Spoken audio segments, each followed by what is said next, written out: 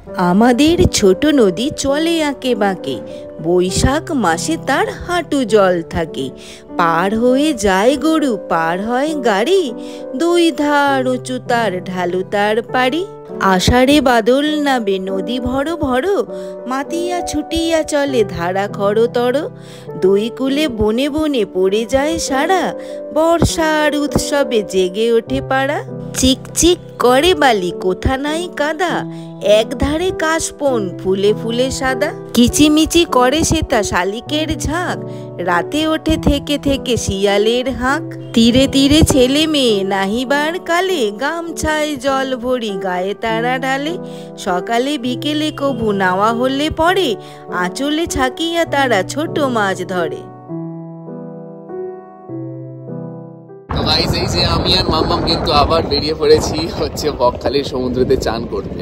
কারণ কি স্নানটা আমাদের ঠিক হয়নি, আর বকখালির সমুদ্র অনেকটাই পিছনে ছিল, স্নান করার পক্ষে এটা উপযুক্ত নয়। তো এখন একটুখানি সামনে এসেছে, তাও আস্তে আস্তে পিছনে চলে যাচ্ছে। এই যে আমরা এখন সি শোরেতে পৌঁছে গেছি। এই যে এই দিকটা, এই যে জলটা আপনারা দেখতে পাচ্ছেন, এটা কিন্তু মানে যখন জোয়ার ছিল তখন থেকে স্টোর হয়ে আছে, এবার আস্তে আস্তে সমুদ্র পিছনে যাচ্ছে। তো আমরা চলুন সমুদ্রে গিয়ে কিন্তু চান করবো, আর আপনাদেরকেও দেখাবো সমুদ্রের সাথে। খুব খুব খুব আমরা কিন্তু এনজয় করবো আজকের দিনটা, কারণ আজকের দিনটা is a day off. So let's see how it goes. দুপুর 12টার সময় ভাটা, আর আমরা এখন আছি বকখালিতে। সমুদ্র 1 থেকে 1.5 কিলোমিটার দূরে কিন্তু চলে গেছে। আমরা ভ্রমণ পিপাসু পর্যটকরা কিন্তু সমুদ্রের টানেই কিন্তু বারে বারে বকখালিতে আসি। তো এই যে আমরা দুজন কিন্তু চলে এসেছি হচ্ছে একদম সমুদ্রের মাঝে, মানে সমুদ্রের ঠিক মাঝে নয়, অ্যাকচুয়ালি দেখে মনে হচ্ছে আমরা সমুদ্রের মাঝে আছি। এই যে বাট এটা অ্যাকচুয়ালি কিন্তু সমুদ্রের মাঝখানটা নয়, এটা হচ্ছে মাঝখানের চড়া যেখানে পড়ে সেই জায়গাটা। বাট এখন আমরা এই চড়া পেরিয়ে যাব হচ্ছে অ্যাকচুয়াল সমুদ্রেতে স্নান করতে। তো মাম্মা কিরম লাগছে বলো একটু দর্শকদের। দুর্দান্ত লাগছে। এই যে এখানে জল দিয়ে আমরা যাচ্ছি, তারপরে সমুদ্র পাবো, এর অভিজ্ঞতা কিন্তু অনবদ্য। সত্যি মানে একদম ঠিক বলেছে। আর এখানেও কিন্তু চান করা যায়, আর এখানেও দীঘার মতো দেখতে পাচ্ছি, অতগুলো নয় বাট তাও একটা দুটো ফটোগ্রাফার আছে। আর একটা কথা আপনাদেরকে বলে রাখি যে স্নানের ক্ষেত্রে কিন্তু সব সময় বলে দিচ্ছি, পার যখন হবেন তখন লোক যেখান দিয়ে চলাচল করে সেই জায়গাগুলোতেই পার হবেন। আর আমার কিন্তু আস্তে আস্তে হাঁটু জলে চলে এসেছি দেখতে পাচ্ছেন। তো চলুন আস্তে আস্তে ওদিকটা চড়া পড়েছে, ওদিকটায় উঠে তারপরে আমরা বিচের দিকে যাব। আমরা ভ্রমণ পিপাসু মানুষেরা সমুদ্রের টানেই কিন্তু বকখালিতে আসি। আর বকখালিতে এসে শুধু সমুদ্র দেখবো বসে বসে, আর সমুদ্র স্নান করবো না, তা কি কখনো হয়?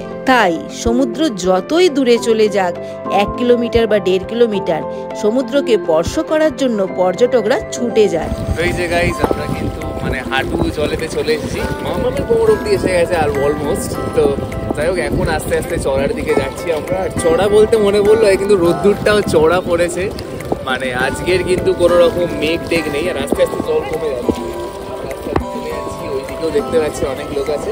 আর এখানে আমাদের ফটোগ্রাফার দাদাকে মাম্মা ধরেছে, বলছে ফটো তুলে দিতে হবে। তো 30 টাকা করে প্রত্যেকটি ফটো। তো এখানেই যেরকম দীঘার সিস্টেম, এখানেই কিন্তু বসিয়ে বানিয়ে দেয় ওনারা। তো খুব ভালো লাগছে। চলুন এবার আসল সমুদ্র সৈকতে যাওয়া যাক বকখালি। সমুদ্র স্পর্শ করে আর সমুদ্র স্নান করে আর সমুদ্র দু চোখ ভরে দেখতে দেখতে উপভোগ করে এই বালিয়াড়িতে কিছু সময় অতিবাহিত করা যায়। তো আমরা কিন্তু ওই ভ্রমণ পিপাসু পর্যটকদের মধ্যে অন্যতম। তাই বকখালির সমুদ্র আমাদের কিন্তু হাতছানি দিয়ে ডাকলো, আর আমরাও ছুটে চলে গেলাম বকখালির সমুদ্রে স্নান করতে।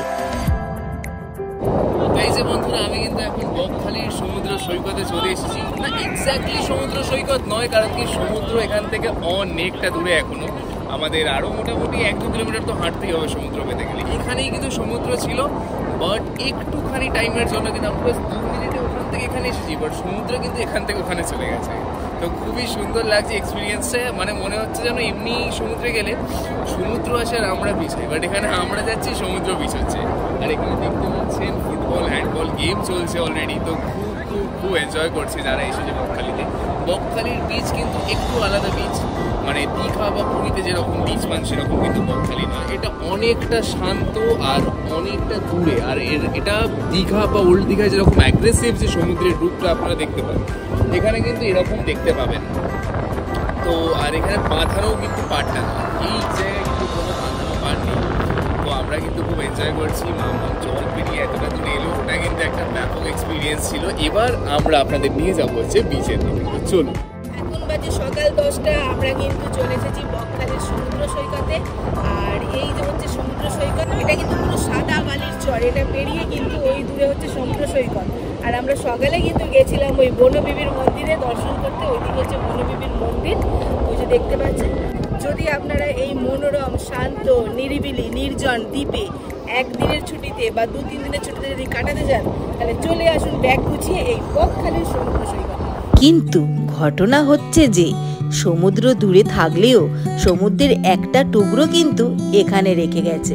আর ঘটনাচক্রে দেখা যায় যে অনেকেই জানে না কোন সময়টা জোয়ার আসবে। আমরা কিন্তু ফাইনালি পৌঁছে গেছি এই বকখালির সমুদ্র সৈকতে।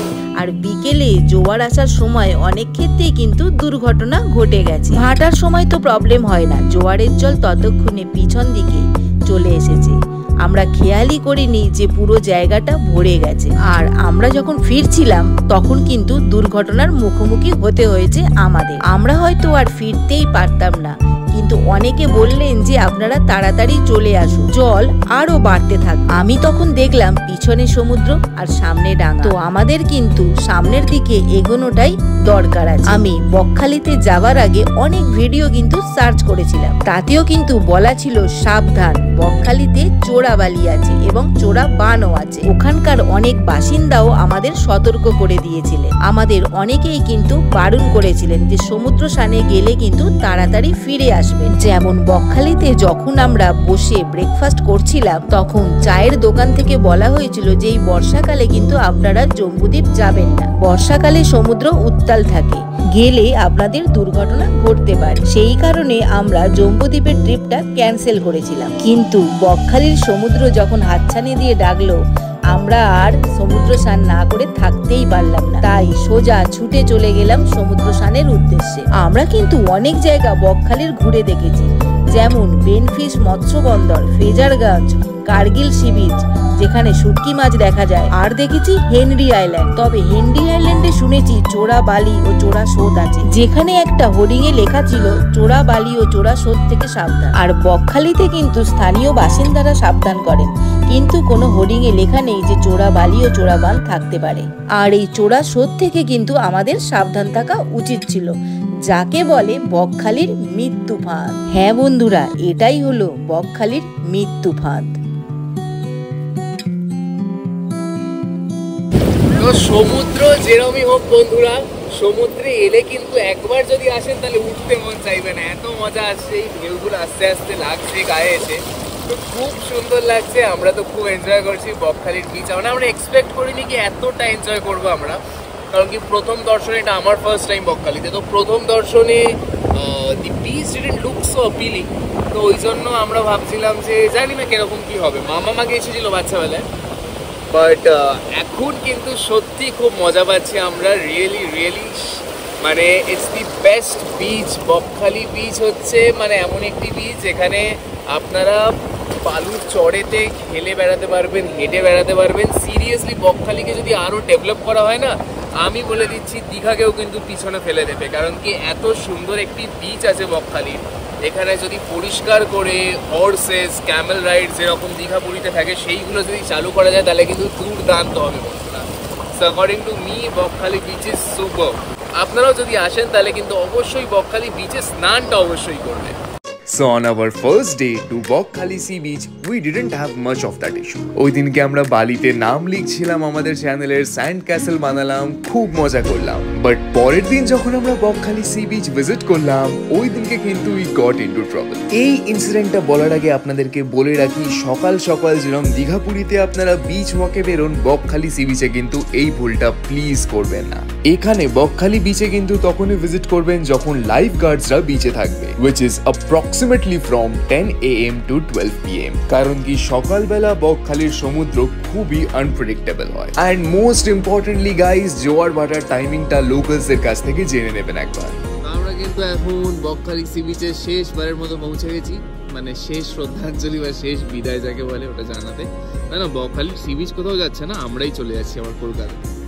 তো আপনারা মানে আজকে মনটা একটু ভালো নেই লাগছে, এতদিন ঘুরছি বকখালিতে আছি, আর কোনোদিন ভাবিনি যে বকখালির সাথেও এরকম একটা কানেকশন হয়ে যাবে যে দীঘার সাথে যখন আমরা যাই দীঘাতে প্রথম যখন যেতাম তখন হতো, এখন আর হয় না, কারণ কি এখন তো প্রায় দীঘাতে যাচ্ছি, মানে কার কোনো জায়গার টিকিট না পেলে বা আর কোনো জায়গায় যেতে না পারলে তখনই দীঘার নাম ওঠে।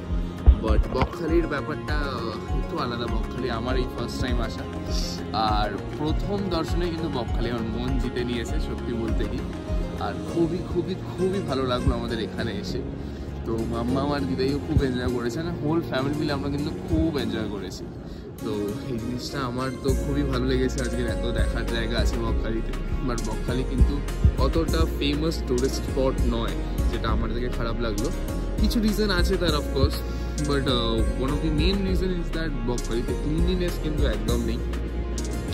তো পরিষ্কার পরিচ্ছন্নতা একটু যদি বকখালিতে আর একটু বাড়ানো যেত তাহলে কিন্তু আমার মনে হয় বকখালি আর একটু ভালো একটা টুরিস্ট স্পট হয়ে ঘুরে আসতে পারে। বাট যাই হোক, নেভারদিলেস আমরা কিন্তু খুব ভালো কাটালাম আমাদের এই স্টেটা, 3 দিনের স্টেটা বকখালিতে। আর সংযোগ হোটেলেতে আমরা যে ছিলাম তার পুরো video is already out, guys check that video out. ভিডিওটি খুব মানে ইনফরমেটিভ আর আপনাদের জন্য খুবই হেল্পফুল। আর এছাড়াও কিন্তু আরও বড় বড় হোটেলসের আমরা ব্লগিং করেছি, সেগুলো খুব শীঘ্রই আসতে চলেছে আমাদের চ্যানেল। আজ ফ্রাইডে 11th জুলাই 2025, এখন বাজে সকাল 7টা। তো আজকের কিন্তু আমাদের কলকাতা যাবার বাস আছে, তো আমরা কিন্তু চলে এসেছি বকখালির সি বিচে সকাল সকাল। Good morning from Bakkhali.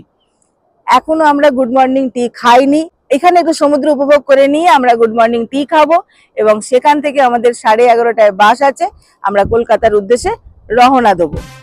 বিচেতে পৌঁছেই আমরা কিন্তু খুব খুব খুব হ্যাপি হয়ে গেলাম। এত বড় ভাস্ট বে অফ বেঙ্গল মানে বঙ্গোপসাগরকে দেখে আমাদের কিন্তু খুবই ভালো লাগছিল। আর সমুদ্রের ব্যাপার হচ্ছে, যতবারই আপনারা সমুদ্রকে দেখবেন ততবারই কিন্তু চিরনতুন মনে হবে। বাট আমরা এনজয়মেন্টের ভেতরে এটা খেয়াল করিনি যে আমাদের ছাড়া কিন্তু আর সেরকম ট্যুরিস্ট একজনও কিন্তু বিচের দিকে আসেন। জেনারেলি কিন্তু দুপুর 12টার দিকে ভাটা পড়ে যায়, আর আবার জোয়ার আসে হচ্ছে সন্ধে 6টার দিকে। আর আমরা যে টাইমে গেছি সকালবেলা, সেই টাইমটাও কিন্তু জোয়ার থাকে। সো এই জোয়ার ভাটার টাইমিংগুলো একটু মাথায় রেখে পরের বার বিচের দিকে যাবেন। আমাদেরও স্নান করতে করতে মনে ছিল না কখন জোয়ারের জল পিছন দিক দিয়ে ভর্তি হয়ে গেছে, আর তখনই ঘটলো দুর্ঘটনা। আর আমরা কিন্তু বকখালির সমুদ্রে ডুবতে ডুবতে কিন্তু বাঁচলাম। আমরা হয়তো বেঁচে ফিরতেই পারতাম না, একজন মহিলা ও একজন পুরুষ যদি না বলতেন যে ওদিকে কিন্তু সমুদ্রের জল বেড়ে যাচ্ছে, আপনারা সামনের দিকে আসার চেষ্টা করুন। তখনই আমরা সামনের দিকে এলাম এবং আমাদের জীবনটা কিন্তু বাঁচলো। আপনারাও স্নান করার সময় কিন্তু খেয়াল রাখবেন যাতে সমুদ্রের জল মানে জোয়ারের জলটা যেন ওই খালেতে ভর্তি হয়ে না যায়। তাই সবাইকে বলবো এই মৃত্যু ফাঁদ থেকে কিন্তু দূরে থাকতে, এই বকখালির মৃত্যু ফাঁদে পা দিতে নয়। অনেক দুর্ঘটনাও কিন্তু এখানে ঘটেছে।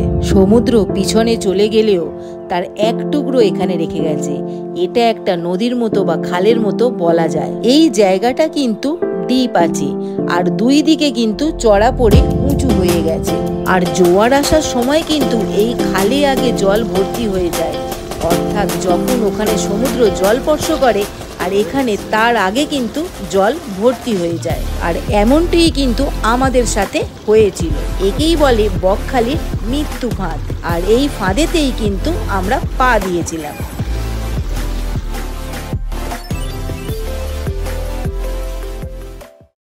আজকের কিন্তু আরেকটা জিনিস এক্সপিরিয়েন্স হলো, একটু আগে যে ভিডিওটা দেখিয়েছিলাম। তো ব্যাপারটা হচ্ছে যে জোয়ারের জল যখন বাড়ে এই মাঝখানে মানে বিচে তো গেছেন, তার মাঝখানে চড়া পড়ে, এই সাইডে কিন্তু জল একদম বেড়ে যায়। তো আসতে একটু প্রবলেম হয়, মানে একটু মানে অনেকটাই প্রবলেম। আমাদের মানে আমার কোমর অবধি চলে এসেছিল, তো আমার কোমর অবধি জল চলে এসেছিল, তো সেটা একটু প্রবলেম্যাটিক ছিল। আর আমি তো অতটা ভাবিনি, আমি চলে এসেছি। মাম যদি ভয় পেয়ে যেতে, তো আমি বললাম যে না থাক, তাহলে আর গিয়ে লাভ নেই, ফিরে যাই। তারপর আবার এখানে লোকজনগুলো কিছু হেল্প করলো, বলে যে আসুন আসুন, জল আরও বাড়তে পারে। মোহনার ওই জোয়ারের জলটা ঢুকছে, ওই দিক থেকে মোহনা আছে, তো মোহনারকে জোয়ারের জলটা ঢুকছে, তো আপনারা আরও ওই গলা অবধি চলে আসতে পারে। ওই জন্য আমরা তাড়াতাড়ি করে চলে এলাম। সো এটা খুব ভালো এক্সপিরিয়েন্স হলো। আর আপনাদের জন্য কিন্তু একটা শিক্ষা রইল এই ভিডিওতে, যে প্লিজ মানে যখন যাবেন তখন কিন্তু একটু টাইমটা জেনে যাবেন এখানের স্থানীয় লোকদের কাছ থেকে। মাঝখানে আবার জল পড়ে এলে আবার মাঝখানটা আপনারা ফেসে যাবেন, আবার 1 থেকে 2 ঘন্টা পরই কিন্তু ব্যাক করতে পারবেন। Subscribe to our channel for more related contents. See you all in our next video. Till then, stay safe, keep smiling and keep traveling.